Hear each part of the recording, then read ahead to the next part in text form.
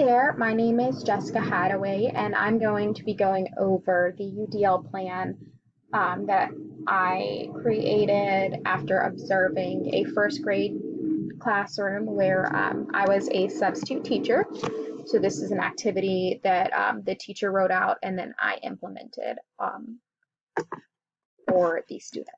So within the classroom, there is 12 students, 7 boys, and 5 girls. Some of the students, it was 3 students have ADHD and 4 of them are behind on reading. So for this lesson, we did a cycle lesson. So it's set up into different stations that went over different activities. The main goal of the week, of the lesson, was for the students to be able to recognize shapes and then draw those shapes, and then as well as recognize and be able to incorporate their sight words. So within the activities, there was, it was broken into, each activity is broken into a 15-minute segment.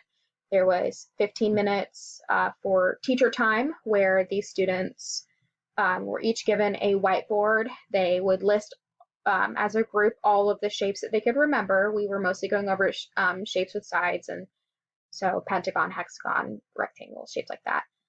They would write down the shapes and then draw the shapes, and then we would all go over them together. And then afterwards, they were given pipe cleaners, and they got to create the shapes with pipe cleaners. And then if they had time, they were allowed to build a little object with the shapes. The next station was a sight word station, where the students were given their sight words for the week. They would go over them together, and then afterwards they were to write a short story using some of their sight words. The next station was a drawing station, where they were to use at least 3 of the shapes that they went over to create a fun picture. Then there was team reading, where the students get to choose any book that they want to, and they each take turns reading a section of the book. Then there was computer time, where they were allowed to use any games on their computers. A lot of them like to play, oddly enough, with Google Slides, because they were learning how to begin to use Google Slides just for small things. And then iPad, they use games, and then that was it. Sorry. So some of these students' strengths, they're well adapted to the use of Chromebooks, Promethean boards, and iPads, as most children are nowadays. All of them worked best and preferred to work in small groups, which was great for this activity because it would be usually 2 to 4 people in a group at a time. All of the students were able to follow clear directions, and then they all responded well to positive reinforcement. A couple of weaknesses: the class is extremely social. They're first grade students, of course they're going to be. So breaking them into the small groups helped to eliminate any of that, and we would split up the chattier ones. Many of the students struggle with staying on task, so that's why the 15-minute increments is so well planned. And then some of the students needed a little bit of extra help, and then a few of them struggle with reading. So some of the UDL observations I observed within the classroom for multiple means of representation. Under language and symbols, I noticed for clarifying and vocabulary and symbols, the sight words that the students were going over were ones that they had previously learned about during the week. I was subbing on a Friday, so they had been going over the words all week long, and then they were just reviewing those set words. They used multiple media. We used whiteboards to draw the shapes on. We got to use pipe cleaners. For the drawing area, there was little individual shapes that the students could trace if they wanted a more perfect shape size. And then for comprehension, we used, as I said, the whiteboards to draw the shapes, and then we also used the pipe cleaners, and then we also wrote out the shapes. During the sight word station, the children took the words that they previously went over, and then they were using those words to create a short, fun story with them. For multiple means of engagement, during individual choice and autonomy, the children all get freedom to choose where they want to sit, how they want to sit. Some of them like to lay down on the ground. Some of them would sit on a ledge. There's a couch in the class. There's pillows that the kids could sit on. There's the little balance boards. They are only like one table in the class, the teacher table. And then there's a small little station for coloring. Other than that, the kids get to choose wherever it is that they want to sit and how they want to work. And then we also allowed the students to pick whatever book they wanted to read for team reading, and then also what games they want to play on the iPads. All of the activities from teacher time to the drawing games are all age appropriate, and they were all made so that the students could participate no matter what, and have fun while doing so. And then, as to minimize threats and distraction, the classroom was actually a very large classroom, so it was split up pretty well. We would have the reading in the back of the classroom, and then the teacher station and the sight word station were closer to the front of the classroom. That way it separated that a little bit. Any of the students that were playing Chromebooks or iPads got to wear headphones if they were playing a game that had noise. And then for the activities, there was a chart with each of the kids' names written down, and as the activity would change, we would bump their name down so they knew who was in a group, what activity they should be at, and what activity they maybe can look forward to next. And then to foster a sense of collaboration and community, all the activities were done in small groups. It says 3 or 4, but it was one of the groups had 2 kids in it.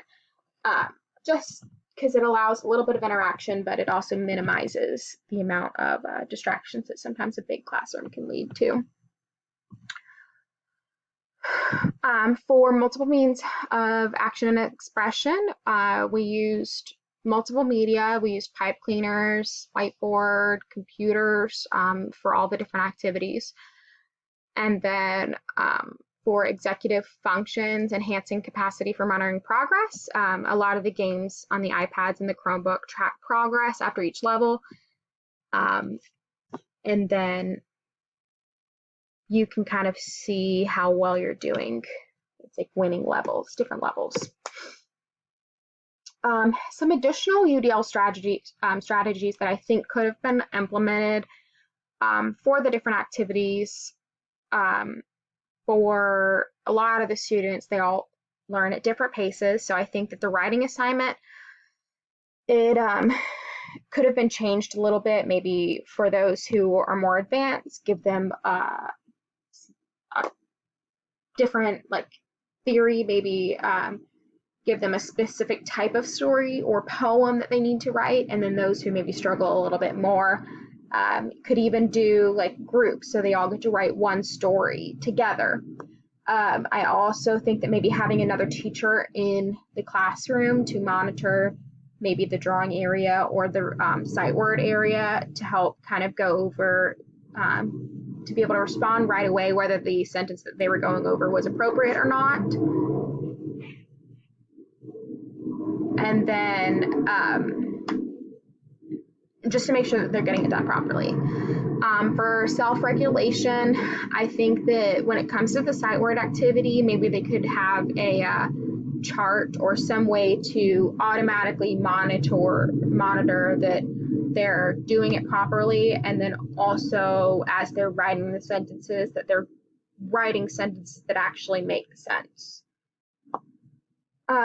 For means of representation, I think that as it goes to the shape drawing and the sight word activity, both of them were pretty complex activities.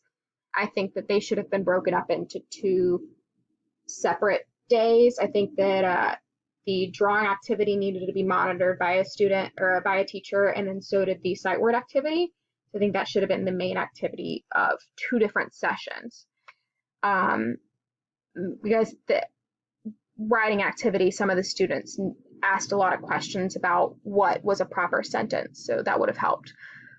And then also with the sight word activity, I think that maybe giving the students a a story template or a way to, or a diagram or something that they could lay out their story to help them create it would have been nice.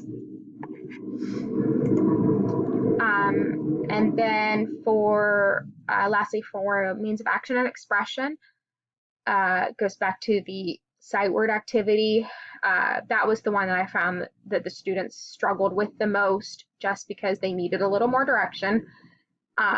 So I think some of the students weren't maybe the best writers, and I think that doing it in a group activity would have been good, having them all just write one story instead of multiple stories. And then also possibly allowing them to use a computer to be able to type it out, because 15 minutes is not a lot of time to try and write a short story out of. So then maybe typing could have been faster. And then that would also give them immediate spell check feedback, so then they can kind of go over and make sure that they're actually spelling words properly. And then for the students that maybe don't read quite as fast, it could have text to speech to read back the story to them. Overall, the activity was really great. They all loved having the different stations. They call it Fun Friday because they do the stations, and then afterwards they go and play outside. So all of the students really enjoy when they do cycle station. I thoroughly enjoyed this class. I do a lot of middle school inclusion, so this teaching first grade was a nice little break because they're all very adorable. But yeah, it was a great experience, and I look forward to when this is all over, maybe subbing in a couple more classes. But you guys have a good one. Thanks so much for listening.